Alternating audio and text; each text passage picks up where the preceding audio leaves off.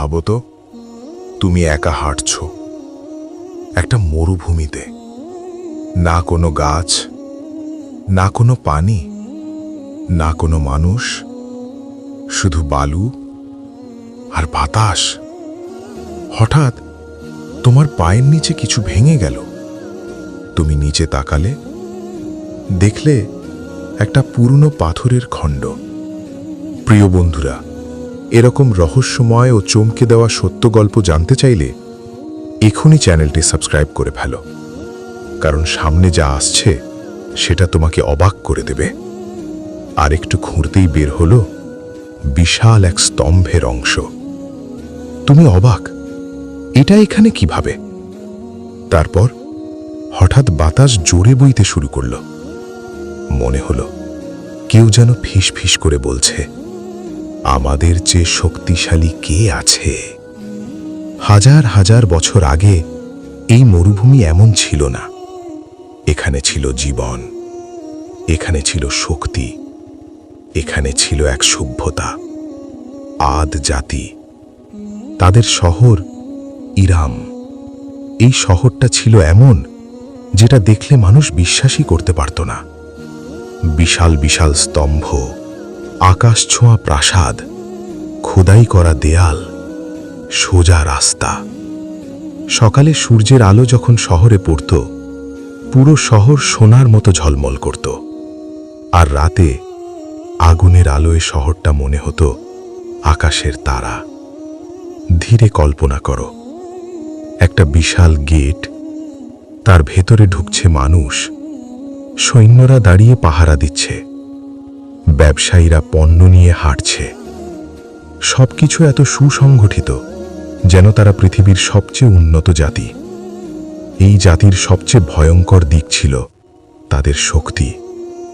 একজন সাধারণ মানুষ যেখানে একটা পাথর তুলতে পারে না, তারা সেই পাথর এক হাতে তুলে ফেলত। তাদের দেহ লম্বা, পেশিবহুল, বিশাল। তাদের হাঁটার শব্দেই মাটি কেঁপে উঠত। শিশুরা ছোট থেকেই শিখত, তুমি শক্তিশালী, তুমি অজেয়। শুরুতে সব ঠিক ছিল, কিন্তু যখন শক্তি বাড়ে তখন অহংকার জন্ম নেয়। একদিন দুই যুবক কথা বলছে। একজন বলল, আমরা কি মানুষের মতো? আরেকজন হেসে বলল, না, আমরা তার চেয়েও বেশি। এই বেশি কথাটাই তাদের পতনের শুরু। সময় যেতে লাগল, আর তারা নিজেদের নিয়ে গর্ব করতে লাগল। প্রাসাদের ওপরে দাঁড়িয়ে এক নেতা বলল, এই শহর দেখো, এই শক্তি দেখো, আমাদের হারাবে কে? সবাই একসাথে চিৎকার করল, কেউ না। এই কেউ না শব্দটাই আকাশ পর্যন্ত পৌঁছে গেল। এই সব ঘটনার মাঝেই একজন মানুষ সবকিছু চুপচাপ দেখছিলেন, হযরত হুদ আলাইহিস সালাম। তিনি দেখছিলেন মানুষ কিভাবে বদলে যাচ্ছে, কিভাবে তারা আল্লাহকে ভুলে যাচ্ছে। রাতে তিনি আকাশের দিকে তাকিয়ে বলতেন, হে আল্লাহ, এদের হেদায়েত দিন। একদিন তিনি আর চুপ থাকলেন না। শহরের মাঝখানে দাঁড়িয়ে বললেন, হে আমার জাতি। সবাই থেমে গেল। বাজার থেমে গেল, কাজ থেমে গেল। তিনি বললেন, তোমরা আল্লাহকে ভুলে গেছ। প্রথমে নীরবতা, তারপর হাসি, বিদ্রূপ, উপহাস। একজন বলল, এই লোক কে? আমাদের শিক্ষা দিচ্ছে। একদিন নেতারা তাকে ডেকে বলল, হুদ, তুমি বলছো শাস্তি আসবে, তাহলে আনো। চারদিকে মানুষ, সবাই তাকিয়ে আছে। হুদ আলাইহিস সালাম বললেন, তোমরা যা চাইছো তা যেন না চাও। তারপর ধীরে ধীরে সব বদলাতে লাগলো। আকাশ পরিষ্কার, মেঘ নেই, বৃষ্টি নেই। প্রথমে কেউ গুরুত্ব দিল না, কিন্তু সময় যেতে লাগলো। এক মা তার শিশুকে বলছে, পানি নেই। শিশু কাঁদছে। এক কৃষক শুকনো জমিতে বসে মাথা নিচু করে আছে। হুদ আলাইহিস সালাম আবার বললেন, এটাই শেষ সুযোগ, তোমরা ফিরে আসো। তার চোখে অশ্রু, কিন্তু মানুষের হৃদয় কঠিন। তারপর একদিন দূরে আকাশে দেখা গেল কালো মেঘ। মানুষ দৌড়াতে লাগল, বৃষ্টি বৃষ্টি। কিন্তু হুদ আলাইহিস সালাম দাঁড়িয়ে আছেন, তার চোখে ভয়। তিনি ধীরে বললেন, এটা বৃষ্টি না। আকাশ ধীরে ধীরে অন্ধকার হয়ে আসছে, সূর্য ঢেকে যাচ্ছে, বাতাস থেমে গেছে। একটা অদ্ভুত নীরবতা। মানুষ আকাশের দিকে তাকিয়ে, তাদের চোখে আনন্দ। অবশেষে বৃষ্টি। কিন্তু এই নীরবতা ছিল ঝড়ের আগের নীরবতা। দূরে কালো মেঘ ধীরে ধীরে এগিয়ে আসছে। মানুষ খুশিতে চিৎকার করছে, আমরা বেঁচে গেছি। এক শিশু তার মাকে জড়িয়ে ধরে বলছে, মা, পানি আসবে। মা হাসছে, কিন্তু এক কোণে দাঁড়িয়ে হযরত হুদ আলাইহিস সালাম, তার চোখে গভীর চিন্তা। তিনি আকাশের দিকে তাকিয়ে ফিসফিস করে বললেন, এটা সেই মেঘ যেটা তোমরা চিনতে পারছো না। হঠাৎ হালকা বাতাস, মানুষ স্বস্তি পেল। শীতল হাওয়া, কেউ হাত বাড়িয়ে বাতাস অনুভব করছে। কিন্তু হুদ আলাইহিস সালাম বললেন, এই বাতাস দয়া না। বাতাস একটু একটু করে বাড়ছে, ধুলো উড়ছে, গাছ দুলছে, দরজা কাঁপছে। একজন বলল, এটা স্বাভাবিক।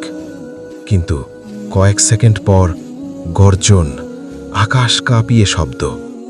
বাতাস এখন তীব্র, মানুষ দৌড়াচ্ছে, ঘরে যাও, দরজা বন্ধ করো। এক মা তার সন্তানকে জড়িয়ে ধরেছে, এক বৃদ্ধ দাঁড়িয়ে কাঁপছে। এটা কি হচ্ছে?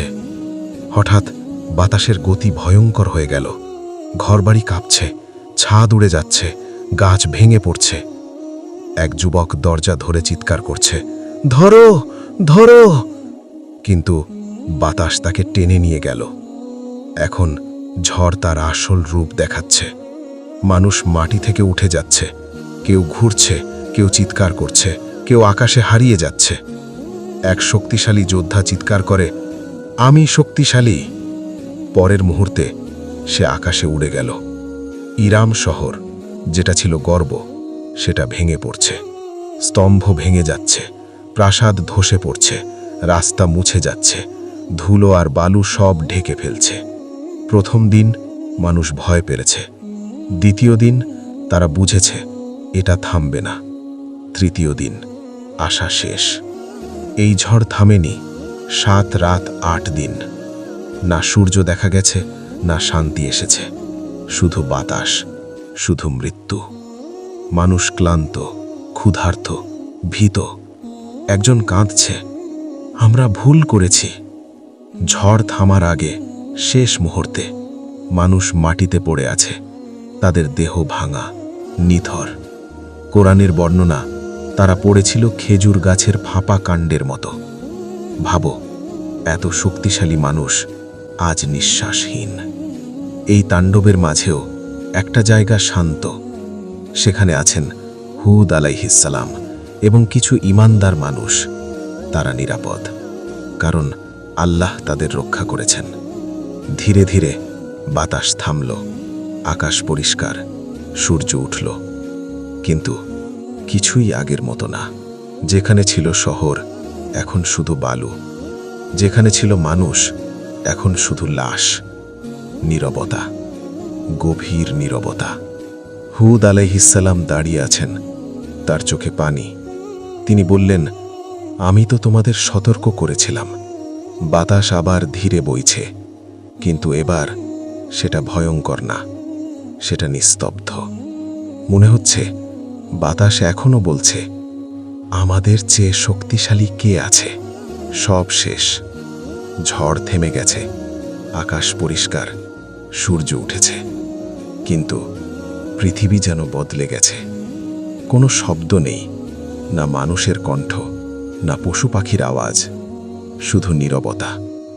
এমন নীরবতা যা বুকের ভেতর চাপ সৃষ্টি করে। ধীরে ধীরে ক্যামেরা এগিয়ে যায়।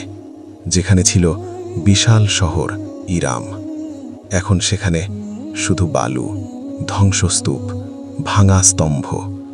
বালুর নিচে চাপা পড়ে আছে এক পুরো সভ্যতা। একটা হাত বের হয়ে আছে বালুর নিচ থেকে, স্থির, নির্জীব। একটা ভাঙা দেওয়ালের পাশে এক মা পড়ে আছে, তার পাশে তার শিশু। দুজনেই নিথর। কেউ আর চিৎকার করছে না, কারণ চিৎকার করার মতো কেউ বেঁচে নেই। একটা দূরের জায়গায় হজরত হুদ আলাইহিসসালাম দাঁড়িয়ে আছেন। তার সাথে কিছু মানুষ যারা ঈমান এনেছিল, তারা বেঁচে গেছে, কিন্তু তাদের চোখে আনন্দ নেই, শুধু শোক। একজন বলল, এরা তো আমাদেরই মানুষ ছিল। আরেকজন কাঁদতে কাঁদতে, এদের কি আর বাঁচানো যেত না? হুদ আলাইহিসসালাম ধীরে ধীরে ধ্বংসস্তূপের দিকে তাকালেন। তার চোখ ভিজে গেছে। তিনি বললেন, আমি তো বারবার বলেছিলাম তোমরা ফিরে আসো, তোমরা অহংকার ছেড়ে দাও, কিন্তু কেউ শোনেনি। এই গল্প শুধু অতীত না, এটা একটা আয়না যেখানে আমরা নিজেদের দেখতে পারি। আদ জাতির সবচেয়ে বড় ভুল কি ছিল? তারা শক্তিশালী ছিল, এটা না। তারা উন্নত ছিল, এটা না। তাদের ভুল ছিল অহংকার। যখন মানুষ ভাবে আমার কিছুই হবে না, তখনই তার পতন শুরু হয়। আজ আমরা প্রযুক্তিতে উন্নত, আকাশে উড়ি, সমুদ্রের নিচে যাই। আমরা ভাবি আমরা সব পারি, কিন্তু একটা প্রশ্ন, আমরা কি আল্লাহকে ভুলে যাচ্ছি? আদ জাতিকে আল্লাহ হঠাৎ ধ্বংস করেননি। আগে সতর্ক করেছিলেন, সুযোগ দিয়েছিলেন, সময় দিয়েছিলেন, কিন্তু তারা উপহাস করেছে, অস্বীকার করেছে, চ্যালেঞ্জ করেছে। ভাবত, একদিন আকাশ অন্ধকার হয়ে গেল, বাতাস বদলে গেল, পৃথিবী কাঁপতে শুরু করল। আমরা কি তখন প্রস্তুত? নাকি আমরা আদ জাতির মতোই বলবো, আমাদের কিছুই হবে না? আজও যদি কেউ সেই মরুভূমিতে যায়, কিছুই পাবে না, কিন্তু বাতাস বইলে মনে হয় কেউ যেন বলছে, আমাদের চেয়ে শক্তিশালী কে আছে? ক্যামেরা ধীরে ধীরে আকাশে উঠে যায়। নিচে ধ্বংস হয়ে যাওয়া এক সভ্যতা, বালুর নিচে চাপা ইতিহাস, আর উপরে বিশাল আকাশ, যেন নীরবে বলছে, শক্তি আমার, তোমাদের না। তাই এই গল্প শুধু শোনার জন্য না, ভাবার জন্য, নিজের দিকে তাকানোর জন্য। কারণ ইতিহাস কখনো মিথ্যে বলে না, আর অহংকার সব সময় ধ্বংস।